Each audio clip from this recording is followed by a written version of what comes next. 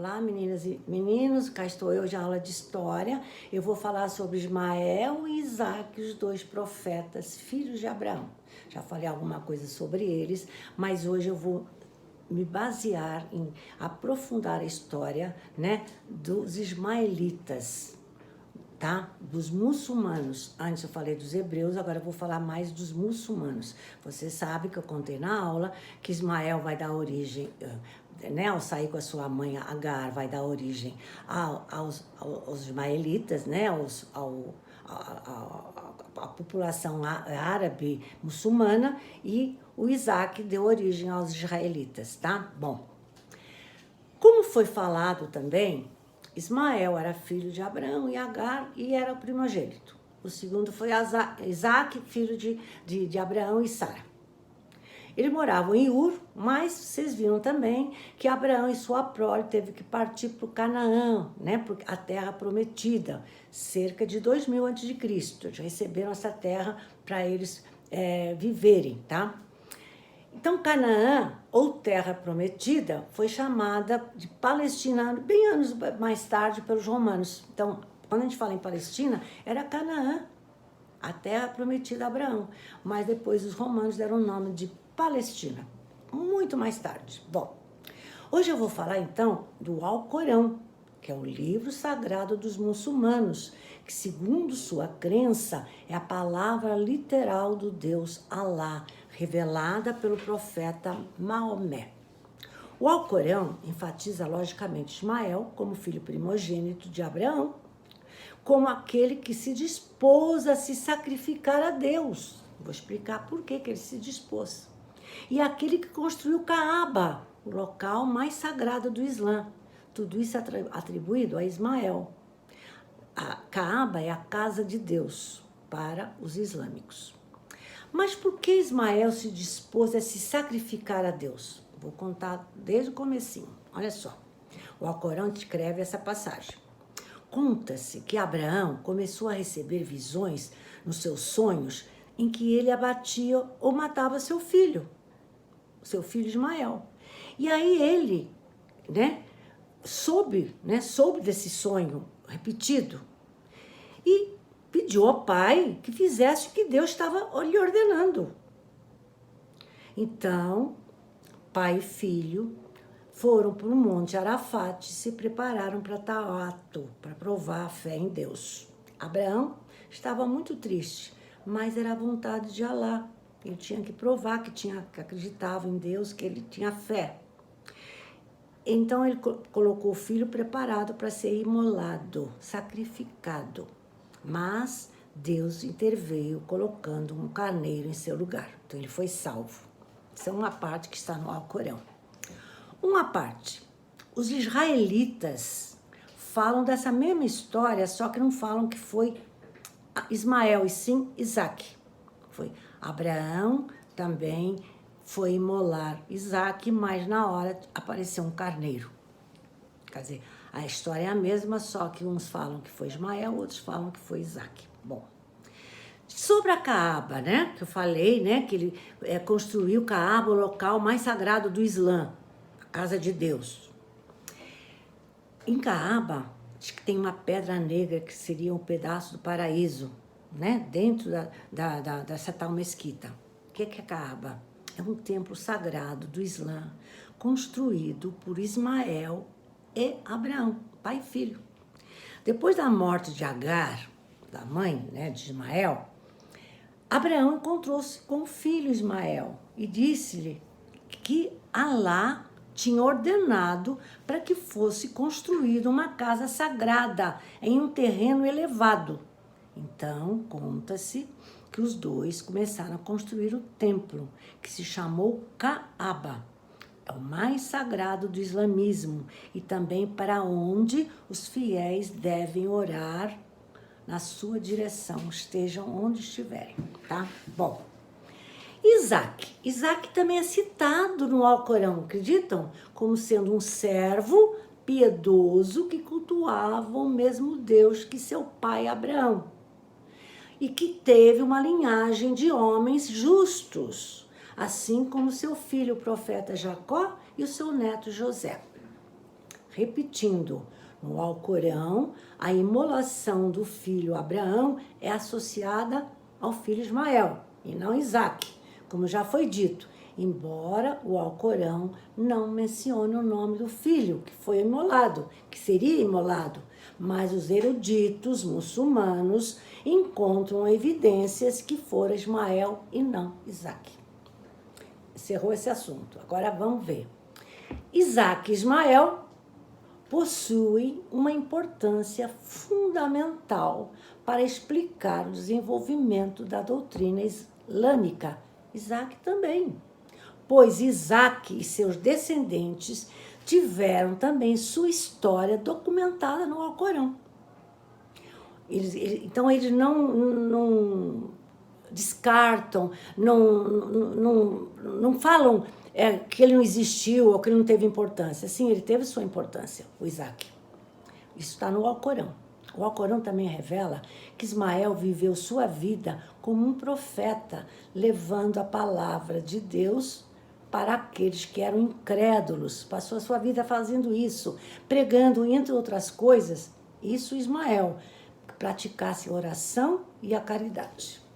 Então, eles dão muito enfoque às ações de Ismael para o fortalecimento da igreja islâmica. Algumas fontes dizem que ele teve 12 filhos e que teria morrido com mais de 130 anos de idade. Bom, mas agora eu vou falar ainda sobre o Alcorão. Todos os profetas são importantes para o Islã. Islã ou Islã.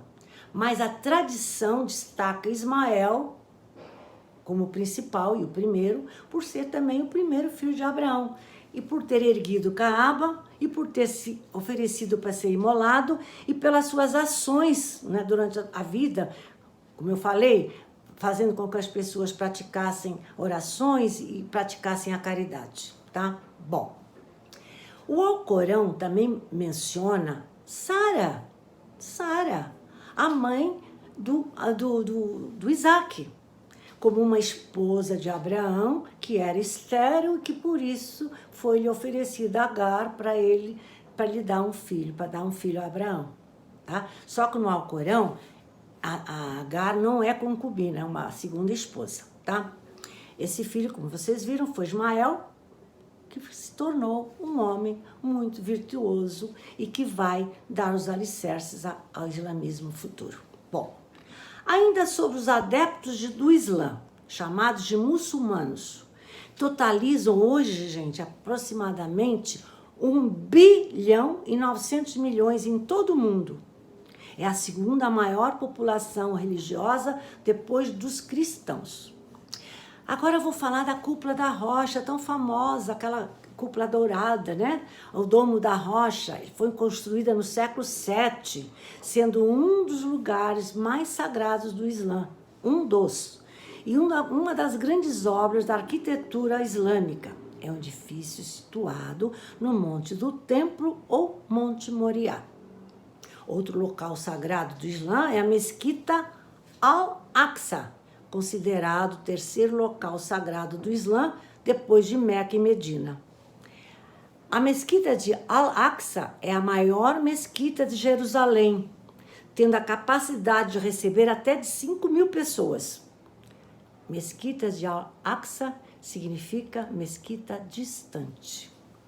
Agora eu vou falar de Maomé, o grande líder religioso e considerado pelos islamitas o último profeta, precedido por Jesus, Moisés, Davi, Jacó, Isaque, Ismael e Abraão. Vocês reparam que lá no Alcorão, todos esses que eu citei são considerados profetas que precederam Maomé, vieram antes de Maomé. E Maomé foi o último, tá? O último dos profetas. Maomé não é considerado pelos islâmicos como um ser divino, mas o mais perfeito dos seres humanos, segundo a religião muçulmana. Mas antes de falar de Maomé, vou enfatizar vários pontos.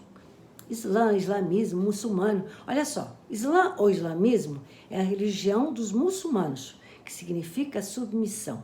Submissão à vontade de Deus. Muçulmano é quem pratica o islamismo.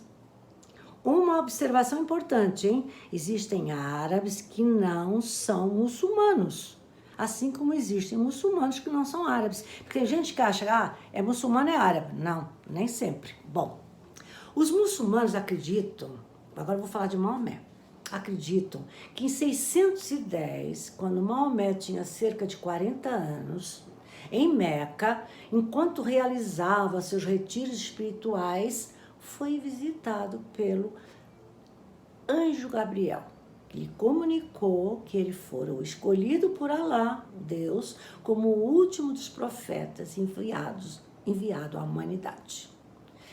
Maomé teria que reforçar, espalhar o islamismo.